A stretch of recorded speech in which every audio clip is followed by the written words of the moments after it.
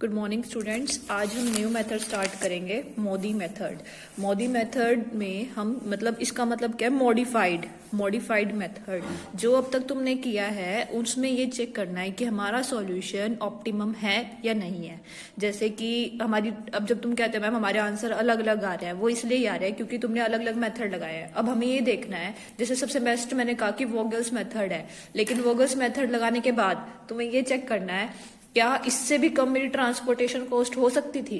तो उसको चेक करने के लिए तुम्हें ये नेक्स्ट मेथड लगाना है, मॉडिफाइड मेथड। मॉडिफाइड मेथड लगाने के लिए सबसे पहले तुम ये देखोगे कि जो तुम्हारा सॉल्यूशन आया है वो डीजेनरेट सॉल्यूशन है या नहीं है। जैसे ये क्वेश्चन है,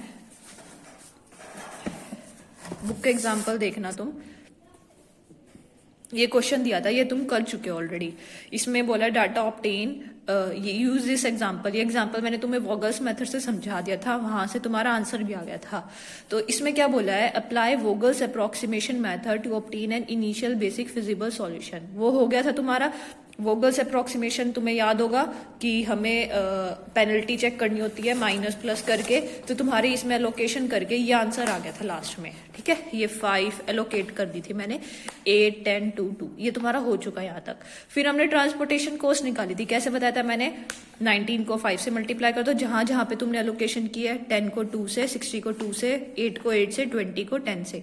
टोटल आंसर आ जाएगा तुम्हारा 779 जब तुम सॉल्व करोगे। देखो यहाँ पे क्या बोला है, 779। एक चीज और देखनी है, सबसे पहला स्टेप तुम्हें यही चेक करना है मॉडिफाइड के लिए, the number of occupied cells are m plus n minus 1। तुम्हें ये चेक करना है कि ये फॉलो कर रहा है या नहीं कर रहा। m क्या होता है, नंबर ऑफ रोज, n क्या होता है, नंबर ऑफ कॉलम्स। यहाँ पे नंबर ऑफ रोज 3 है, नंबर ऑफ कॉलम्स 4 है, तो m plus n minus 1, 4 plus 3 minus 1, तो टोटल लोकेशंस कितनी होनी चाहिए, 6। तो तुम देखो तुमने 6 जगह अपनी लोकेट की है, 1 2 3 4 5, एक और हैगी होगी, मैं एक बार चेक कर लेती हूँ। 6 होनी चाहिए, तभी हम आगे जा सकते हैं, नहीं तो नहीं जा पाएंगे। हाँ, मैंने इधर छोड़ दिया है, इधर बता देती हूँ मैं तुम्हें, इधर 7 छोड़ दिया था। ठीक है, तो टोटल 6 होंगी, 1 2 3 4 5 6। तो ये हमारा फिजिबल सॉल्यूशन है, बेसिक फिजिबल सॉल्यूशन। तो हमने फर्स्ट स्टेप चेक कर लिया, the total transportation cost check कर ली 779। अब नेक्स्ट स्टेप है ये चेक करना क्या मैं इससे कम कर सकती थी। तो तुम्हें स्टार्ट करने हैं, कैलकुलेट करनी है वैल्यूज ऑफ यूआईज एंड वीजे। उनके लिए सबसे पहले क्या करना है तुम्हें, देखो ये हमारी टेबल है, इसमें इस साइड तो लिखना है रोज को U1 U2 U3। एक बार समझ लो कैसे करना है, U1 U2 U3 जितनी भी रोज है, ऐसी कॉलम को दे दिया V1 V2 V3 V4। ठीक है, कॉलम जैसे D1 D2 D3 4 है, ऐसे ये। अब मैं कोई भी एलिमेंट बोलती हूँ, जैसे मैट्रिक्स का होता है C11, तो उसको क्या लिखोगे तुम, U1 प्लस V1। C11 कौन सा एलिमेंट है, 19। 19 को बोलोगे, क्या बोलोगे, U1 है, इस साइड U1 है, और इधर कितना है, V1। तो उसको बोल रहे हैं ये CIJ का मतलब क्या है तुम्हारा, UI प्लस VJ। ठीक है, तो ये हमारा फॉर्मूला है। अब देखो बुक के अंदर वही लगा रखा है तरीका। इन्होंने क्या बोला, S1 S2 S3 है, इधर लिख दिया U1 U2 U3 V1 V2 V3 V4 जितने भी हैं। ठीक है, उसके बाद अब तुम्हें किसको नोटिस करना है, जो भी अनऑक्यूपाइड है। जो ऑक्यूपाइड है उनकी वैल्यूज तुम्हारे पास ऑलरेडी है, तुम्हें क्या चेक करना है, जो अनऑक्यूपाइड, जो खाली रह गए हैं। जैसे यहाँ पे 30 रह गया खाली, इधर हमने कोई लोकेशन नहीं की थी, जो सर्कल कर रखे ना उधर उधर लोकेट कर रखे, बाकी जगह नहीं कर रखे। तो पहले हम उनको चेक करेंगे। तो एक बार स्टेप्स दोबारा देखो क्या लिखे हुए उधर, इधर स्टेप लिखा हुआ है तुम्हारा, for an initial basic feasible solution. तुम्हें पहले ये चेक करना है, then calculate u i and v j for rows and columns. The initial solution obtain by any of the 3 methods will be discussed earlier. ये पहले हमने कर चुके हैं। जो हमारा आंसर आता है, जो भी 3 मेथड है, नॉर्थ वेस्ट कॉर्नर, वोगल्स, और एक और कौन सा था, नॉर्थ वेस्ट, वोगल एंड LCM। तो इन दोनों में से कोई भी लगा सकते हो। To start with any of this, जितने भी यूआईज और वीजेज हैं उसमें हम एक को क्या असाइन कर देंगे, वैल्यू 0। मतलब जितने भी, मतलब जो भी अनऑक्यूपाइड है उनमें से क्या करोगे, किसी को एक को क्या वैल्यू असाइन कर दोगे। वैसे इसने बोला it is better to assign 0 for a particular UI and VJ where the maximum number of allocations in a row और कॉलम रिस्पेक्टिवली। देखो एक बारी हमें इनकी वैल्यूज निकालनी है, किसकी, U1 V2 V1 V2 V3 V4 U1 U2 U3। हमें इनकी वैल्यूज निकालनी है। इनमें से किसी एक को तुम्हें 0 मान के चलना है शुरू में ही। तो किसको मान के चलोगे? जिस रो या जिस कॉलम में सबसे ज्यादा एलोकेशंस की गई हैं। यहाँ पे 2 कर रखी है इस रो में भी 2, इसमें भी 2। कॉलम वाइज देख लो एक बार, 1 1 1, और यहाँ पे 3 लोकेशंस है। जहां पे 3 एलोकेशंस है ना, उस वाले वेरिएबल को तुम क्या पुट करोगे? 0 खुद से। तो मैंने V4 को लेट V4 क्या है मेरा? 0। आगे यहां तक। अब इसकी कॉरस्पॉन्डिंगली मैं सारे के सारे U1 U2 U3 सबकी value निकालूंगी। U1 U2 U3 V1 V2 V3 V4 कैसे निकालनी है अब देखो। तो इसने स्टेप समझ लिया तुमने कि हमें किसी एक को क्या पुट करना है? 0। अब नेक्स्ट में बोला है as it will reduce the arithmetic work considerably. इसकी वजह से आसान हो जाता है हमारा क्वेश्चन। नेक्स्ट में बोला है देन कंप्लीट द कैलकुलेशन। हमें सारी कैलकुलेशंस कंप्लीट करनी है, सारे यूआईज और वीजे की वैल्यू। मैं तुम्हें स्टेप्स के साथ क्वेश्चन करा रही हूँ ताकि तुम्हें अच्छे से समझ आ जाए। अब देखो क्या करना है। अब हमें क्या निकालना है? जो हमारे अनऑक्यूपाइड सेल्स हैं। देखो पहले ऑक्यूपाइड का लिखा हुआ है। ऑक्यूपाइड देखो कौन कौन से हैं। एक तो पहले हमने कौन से सिलेक्ट किए? V4। तो पहले यही वाले एलिमेंट्स उठा लो जो जो ऑक्यूपाइड है। अच्छा ये VU3 और V4 है क्या तुम्हारे? क्या है? तुम्हारी कोस्ट है। ये जो कोस्ट लिखी हुई है, जितने भी VI हैं ये कोस्ट है। तुम्हें लोकेशन नहीं देखनी, इसमें कोस्ट देखनी है। ठीक है, तो हम क्योंकि मिनिमाइज तो हमें कोस्ट को ही करना है ना। देखो सबसे पहले हमने किसको सेलेक्ट कर लिया? V4 को। ठीक है, देखो मैं रफ में करा लेती हूँ। ये हमारा है V4 कॉलम, ये V4 कॉलम है तुम्हारी। ठीक है, अब इस एलिमेंट को क्या बोलेंगे? इस वाले को कौन सी रो है? 3rd। कॉलम कौन सी है? 4। मैं इस एलिमेंट को बोलूंगी C34। ठीक है, और C34 का भी बताया मैंने। IJ को कैसे लिखेंगे? U3 plus V4। C क्या है? कोस्ट। कोस्ट कितनी है? 20। U3 निकालना है। V4 हमने क्या माना है? 0। तो U3 तो तुम्हारा आ ही गया। U3 हमारा आ गया 20। इसलिए अब क्या फायदा हो गया? अब मैं इसके ऊपर वाले को देखूंगी। V4 जिसमें भी था। V4 एक इसमें है 60। 60 कौन सी कोस्ट है? 2 और 4th कॉलम। तो ये क्या है? C24 U2 plus V4। ठीक है, C24 कितना है तुम्हारा? 60। तो 60 प्लस U2 V4 कितना है? 0। तो U2 की आ गई, U3 की आ गई। सिमिलरली करके U1 की निकाल लेना। U1 कैसे आएगा? First row and 4th column. तो ये क्या है? C14। C14 is equal to U1 plus V4। C14 में C कितना है? 10। तो 10 U1 और V4 क्या है? 0। तो U1 की वैल्यू भी आ गई। U1 की आ गई 10। तो तुम्हारे तीनों आ गए, U3 U1 U2 तीनों आ गए। अब हमें निकालना है V1 V2 V3। V4 already 0 है। अब V1 के लिए हम तुम दोबारा देख लो। V1 के लिए क्या देखोगे तुम? फर्स्ट देख लो। जैसे हमारे ये क्या है? C11 कितना है? C11 है हमारा 19। ये क्या होगा? U1 plus V1 equal to 19। और U1 की वैल्यू कितनी आई थी तुम्हारी? यहां से 10। तो इधर 10 पुट कर दो तो V1 की आ गई 9। आया समझ? ऐसे ही अब हमें निकालनी है V2। अब इधर लोकेशन देखो किधर, एक इधर 40 है। किस पे है? 2 और 3। तो ये हमारा दे रखा है C23। C23 में कितनी है? 40। जो ऑक्यूपाइड है उन्हीं को ही देखना है। तो U2 plus V3 equal to 40। U2 की वैल्यू कितनी आई है तुम्हारी यहाँ पे? 60 आई है। तो V3 की आ गई तुम्हारी -20।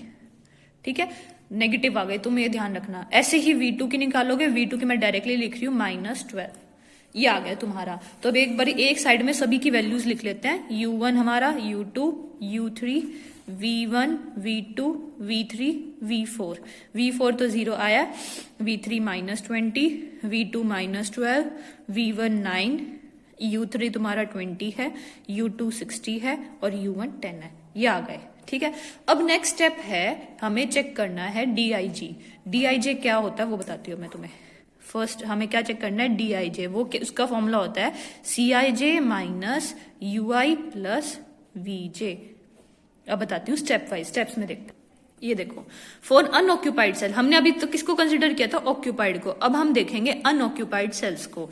Calculate the opportunity cost, the difference that indicates the per unit cost. अब हम क्या चेक कर रहे हैं, अपॉर्चुनिटी कॉस्ट। इसका मतलब क्या है कि हम जिसको मिनिमाइज कर सकते थे लेकिन मिनिमाइज नहीं कर पाए, उसको कैसे चेक करना है। जैसे जो हमने अनऑक्यूपाइड छोड़ दिए, अब हो सकता था जो अनऑक्यूपाइड है उनके अंदर कुछ हम देके और अपनी क्वेश्चन को और मिनिमाइज कर सकते थे, तो हमें उसको कैसे चेक करना है, डीआईजे निकाल के।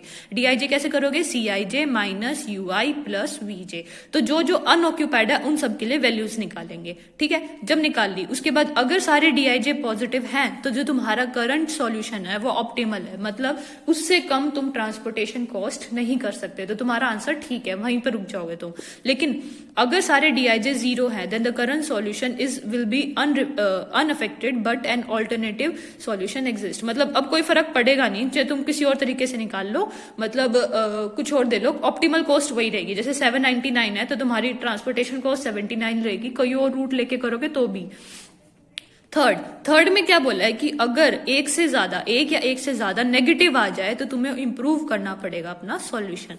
तो इन दोनों में तो कोई दिक्कत नहीं आएगी, जब तुम्हारा डीआईजे सारे पॉजिटिव या इक्वल टू 0 आ जाए तो तुम्हें कुछ नहीं करना, वहीं पे रुक जाना है। लेकिन अगर डीआईजे कोई नेगेटिव आ गया तो तुम्हें अपना आगे काम करना है। देखो अब हम क्या निकालेंगे, डीआईजे। बुक में देख लो, बुक में डीआईजी के लिए क्या देखना है, अनऑक्यूपाइड। तो पहले क्या देखा इसने, D12। देखो क्यों D12, देखो ये वाला तो ऑक्यूपाइड था तो ये वाला बचा। अब ये कौन सा कॉलम है, फर्स्ट रो सेकंड कॉलम, तो C12 लिखते हो ना, जैसे ऐसे ही हम क्या देखेंगे अनऑक्यूपाइड के लिए D12।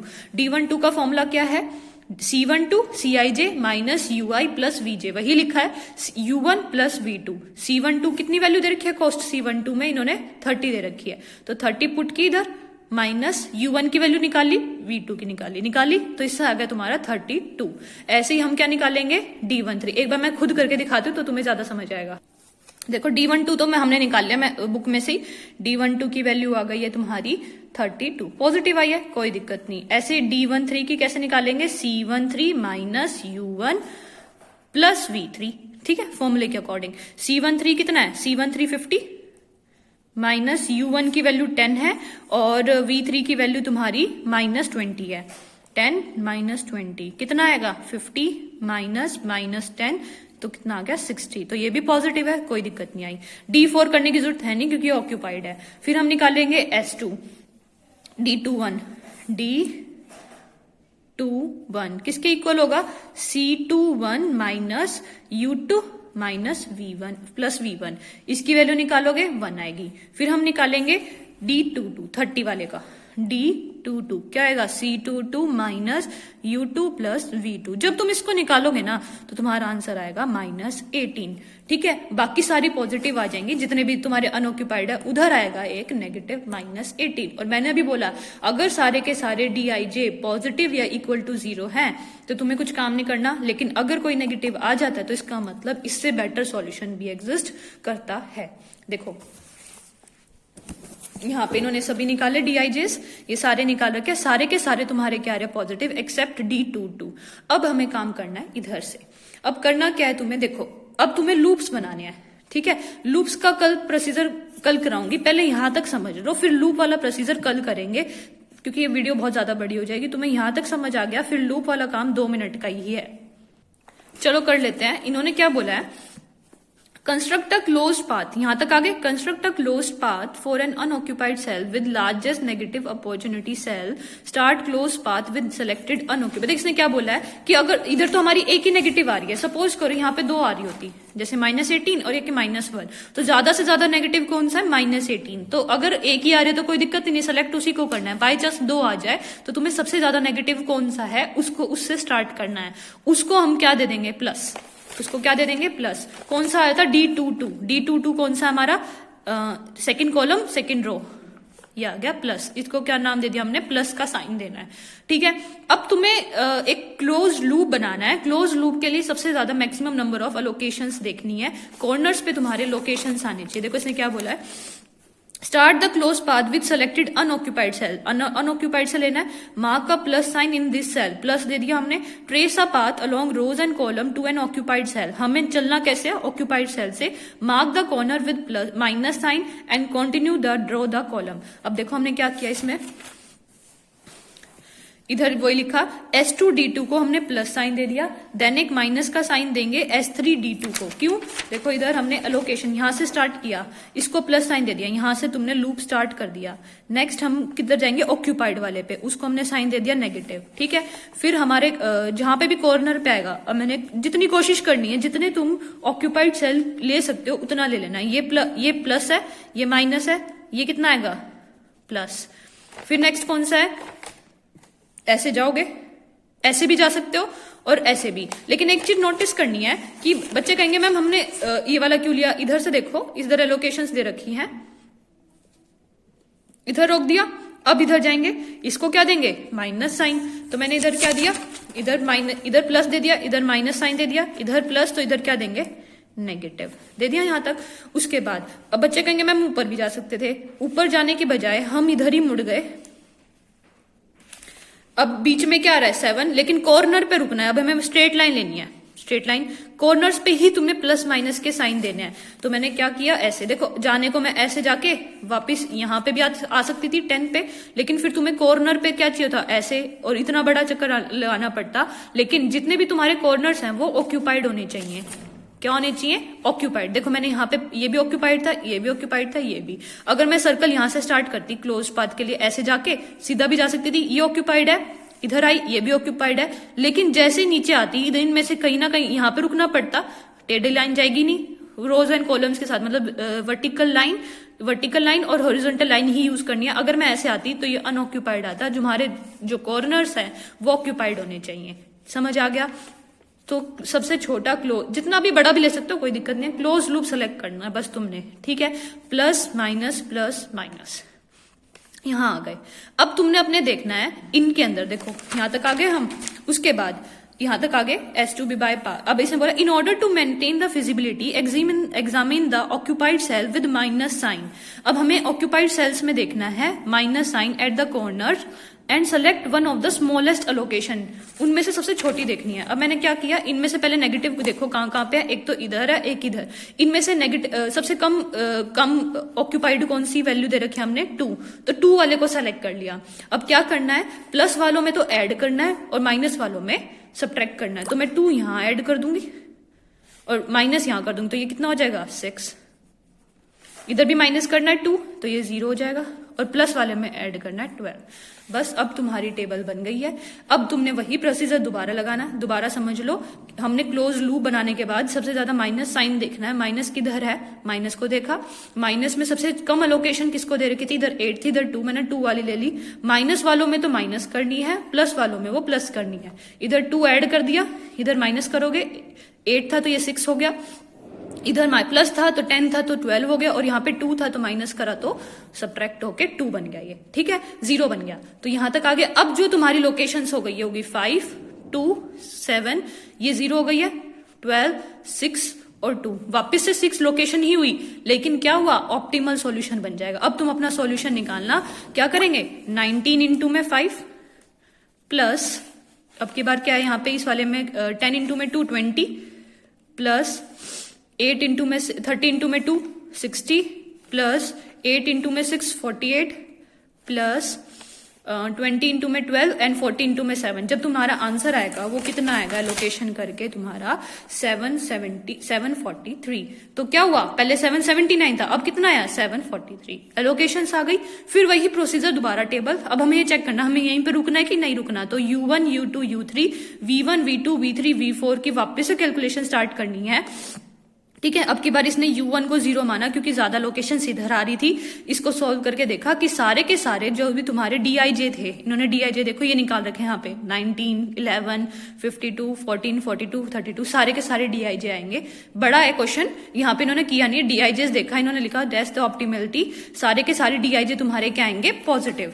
Since each DIJ is positive, therefore current basic feasible solution is optimal with minimum total transportation cost is 743। तो तो तुम्हारी मिनिमम ट्रांसपोर्टेशन कितनी आएगी 743, इससे आगे तुम नहीं जाओगे। तो तुम्हारा लास्ट कॉलम कहाँ रुकोगे, जब तुम्हारे सारे डीआईजे क्या आ जाएंगे पॉजिटिव।